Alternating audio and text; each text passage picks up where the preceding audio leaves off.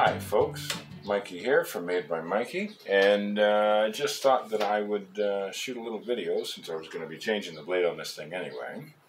For anyone else out there that owns a pretty common item in most workshops, specifically a common brand, this is a Mastercraft 10-inch dual bevel compound miter saw. That's a lot of words, but those who have know.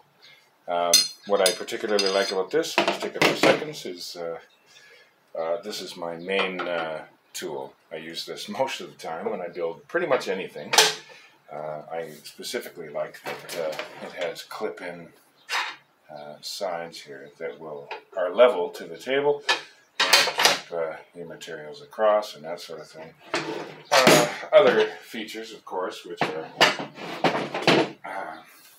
what miter saws are all about, is that it's a dual action, so you can chop with it up to pieces that are 10 inches in width, and a little unscrewing here, you can also slice with it.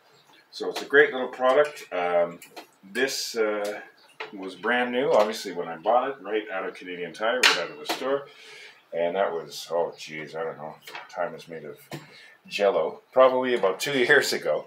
This is the blade that came with it, and with this blade, which isn't, you know, a $90 DeWalt blade or anything like that. It's the one that, right from the factory, that came with a saw.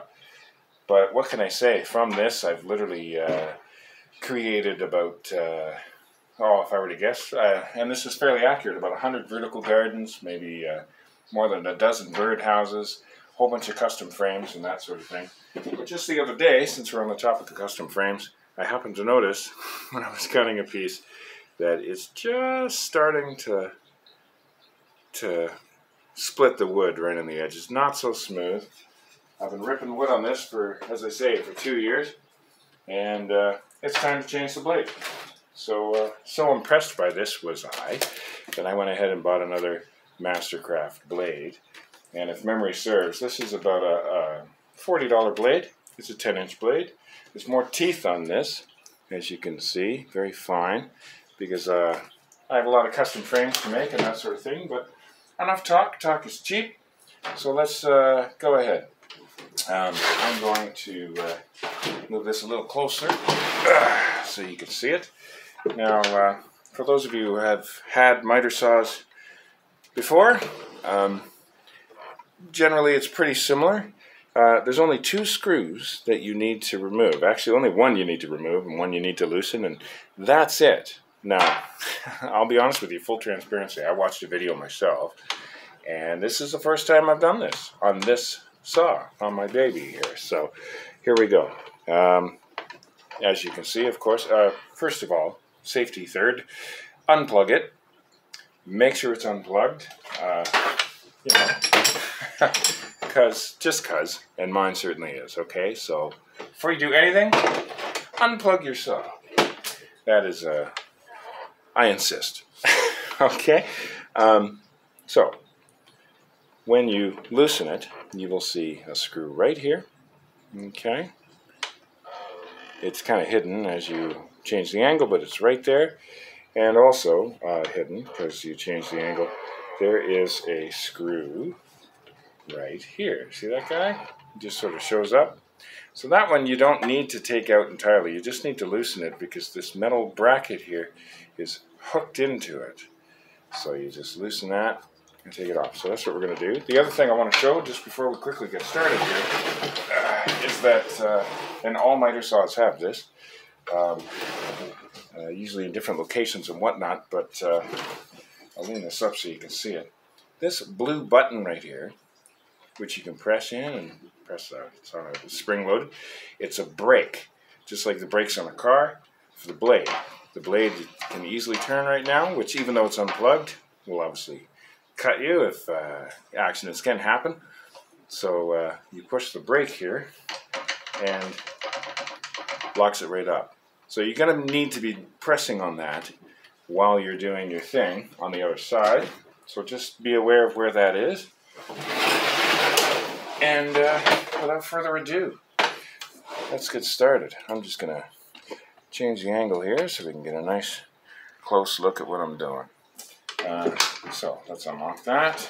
We'll raise that up like so. Now, the other thing that this features is right in the back here, right behind the nut that loosens it to make it go side to side. See this little thing sticking out? That's an Allen key. Comes with the product, obviously. And you're going to need that, as well as on the other side of the Allen key, there's a Phillips, which you're also going to need. Now, I've got my own stuff, so I'm not going to actually use this, but it's there for you to use. And it comes with the saw for obvious reasons. Here we go. So the first thing we got to do is take that little bad boy out. Now again, it's a Phillips. Turn, turn, turn. To everything. Turn, turn, turn. Okay. Kaboom. Set that aside. So now this here, this is a plate. Behind this, it's a plate that's hooked onto here. So I'm going to angle this so that you can actually see this little screw right in there. Same, oops, my bit fillet, same situation. But again, you don't need to take it out entirely. You just, my fingers are in the way, but you just give it a turn. You will see this plate come loose. You don't need to unscrew that. I recommend that you don't, because all of this is just gonna poof come loose. It's all spring loaded because, you know, of this. So once you loosen that, you just kind of grab the whole apparatus. Needs to be a bit looser here. Now you can't see from my angle, of course, but up here it's coming apart from the saw, which is what you want. A little wiggle wiggle, and that bad boy, of course, it's determined to make a fool of me, but that's okay. I'm making it even looser here. So a little wiggle, and she comes right off. And you just lay that down, you know, out of the way, like so. It's a little sloppy, but that's quite all right. Now remember that blue button on the other side, the brake? I'm going to press that because right now, as you can see, it is deadly because it still spins without a guard. Push the blue button in. Now if it doesn't push in at first, it just means it's like a transmission. It's between gears, I guess, so to speak. So just give this a wiggle until you hear it pop there. Now, of course, it'll still move a little bit, but that's cool. Now, while you're pressing that button, and I will say this, it takes quite a bit of force to do that. Now, if you have a socket wrench, a 1/2-inch socket wrench, that will fit around this hexagonal thing. But, lo and behold, here's our Allen key. It pops right into the middle of this hole, like so. Now, very important, keep in mind, the blade spins clockwise. So unlike traditional screws, normally it's, what's the saying? Righty-tighty, lefty-loosey. In order to unloosen it in a normal world, you would turn this way and it would do that. But not on this thing. You actually turn the opposite way. It's a bit of a bizarro world. The reason is, if it turns the traditional way, as this blade spins towards it, it would come loose, you know, immediately. So it's reverse. So instead of turning it this way, we're actually going to turn it this way. And it is tight. But again, this is the first time I've done this. So it's, you saw how much effort was put into that. Really not much. You can let go of the brake now. Turn, turn, turn. Like so. And off she comes. Okay, now it's a left-handed screw, which essentially means just what I said, that it's in reverse. This little plate pops right off. Boop. No force whatsoever. Okay, so there's your 3 pieces. Right there, there, and there. Okay. Put those aside. You're going to be needing your Allen key or your 1/2-inch socket wrench later. So now this just comes right off. Piece of cake. That is a well-loved blade. I'll tell you what, this has made a lot of stuff. There you go. And that is Mastercraft blade, 10-inch blade, and it's a general purpose blade, carbide tipped.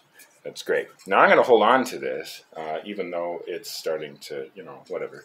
I can't do really fine custom framing work and stuff like that on it anymore because it's getting a little dull, but it's perfect for those situations for when you need to just rip wood and you're not doing like fine cabinetry or anything. So here's our new blade, which I suppose I should have opened in advance, so if you'll bear with me here for a second. I'm just cutting this package open.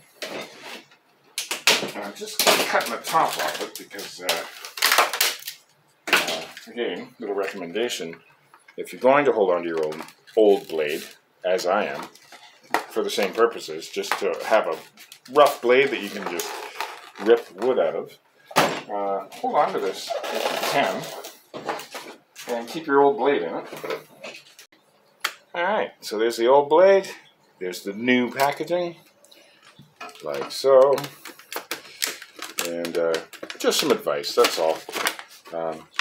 Especially if you have little kids around, or in my case, little kids on 4 furry legs, like Bilbo here, who loves to see everything that Daddy's up to.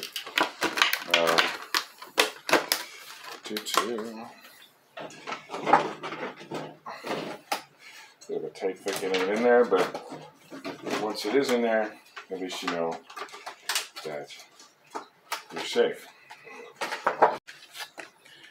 And there you go. The old blade is wrapped up. Piece of cake. And it's nice and flat. I put it in a shelf or a drawer. That's the end of that.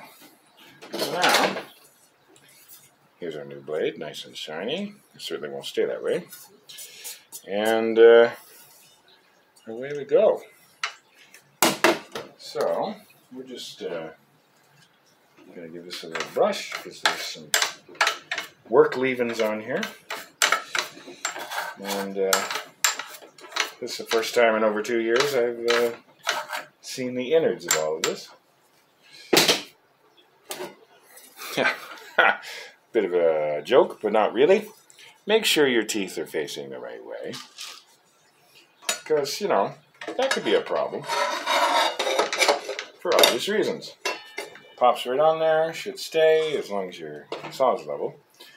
Okay, and we do everything we just did in reverse. Now this here isn't just a straight hole.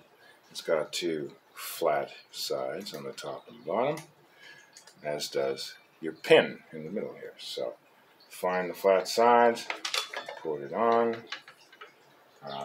Don't worry about whether or not the middle pin protrudes from this disc. It's not supposed to. It's nice and flush.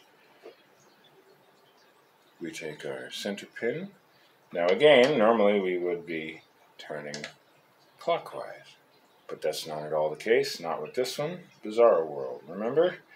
We turn it in the traditionally loose direction. And I'm just going to give her a spin with the Allen key that came with this. Now again, if you have a 1/2 inch, oops, if you have a 1/2 inch socket wrench, that'll work too. If I'm not pressing the brake, that'll just spin and spin and spin, and eventually this will come loose, probably relatively quickly. So it's important to press the brake. Wait until it locks in. There you go. So while pressing that in, then we're going to turn. So you're turning against your own hand is what you're doing. Tight is good. You don't have to be Superman with it. But tight is where it's at. There's no way human hands are ever going to be able to take that off. Just as a degree of tightness, I guess. And now we do this, which I've never done before.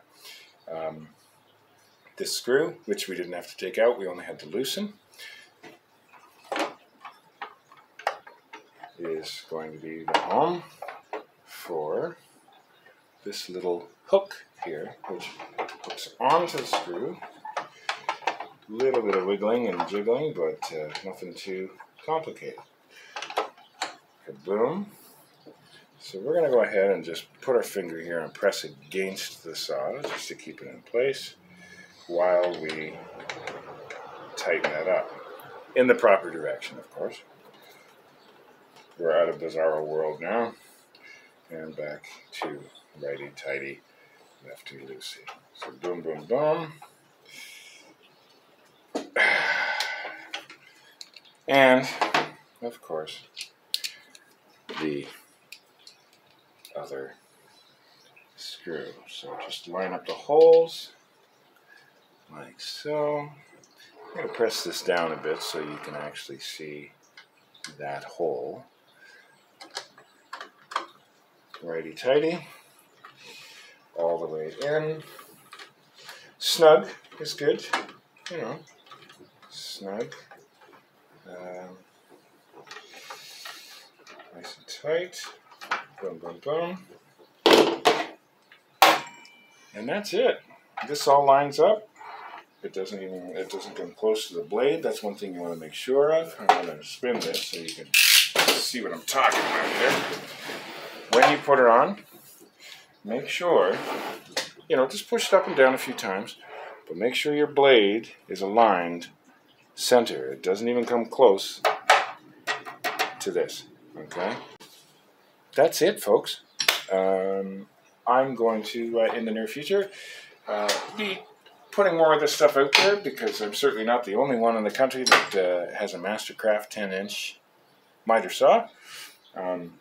These are common tools, as I say, and, you know, I certainly turn to YouTube to find out how to do little things like this. It, of course, is in your instruction manual as well, but, you know, reading, looking at an artist's conception of what to do is obviously a lot different than seeing somebody actually do it. So, what can I say? The first time I've actually done this, and it's easier than any other miter saw that I've ever had, and I've had a few. So, this is it's a great little product, and happy building, folks. I hope this was helpful. If you have any comments, please leave them down below, and by all means, subscribe with my thanks.